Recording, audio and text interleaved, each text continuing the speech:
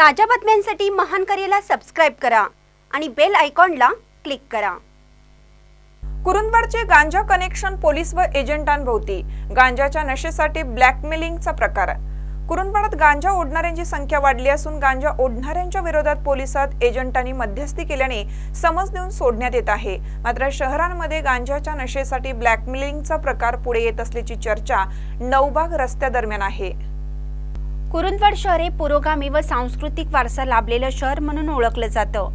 राष्ट्रसेवा दलाच्या माध्यमातून या ठिकाणी देशसेवेसाठी व समाजकार्यासाठी तरुण घडले आहेत। मात्र अलीकडे शहरातील अनेक तरुण दारूच्या व्यसनासह गांजाच्या नशेमध्ये धुंद होत चालले आहेत। गांजा ओढणाऱ्यांची संख्या वाढत चालली असून शहरातील सामान्य घरातील अनेक तरुण गांजाच्या नशेच्या आहारी गेले आहेत। शहरामध्ये कर्नाटक, मिरज, इचलकरंजी या ठिकाणाहून गांजा विक्रीसाठी येत असल्याची माहिती समोर येत आहे।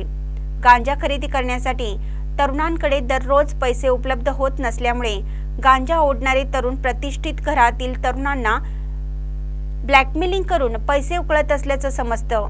यामुळे शहरातील सुसंस्कृत व सुशिक्षित कुटुंबांमध्ये भीतीचं वातावरण पसरलं आहे। गांजा ओढणाऱ्यांना पोलिसांचे भय उरलं नसून एखाद्या वेळी पोलिसात तक्रार आल्यास एजंट मध्यस्थी करून अशा प्रकरणावर पडदा टाकण्याचा प्रयत्न करत असल्याची चर्चा बसवेश्वर चौकात आहे। एकंदरीत कुरुंदवाड पोलिसांनी शहरातील गांजा कनेक्शन समूळ नष्ट करणं गरजेचं असल्याची माहिती सुसंस्कृत व सुशिक्षित कुटुंबामधून पुढे येत आहे।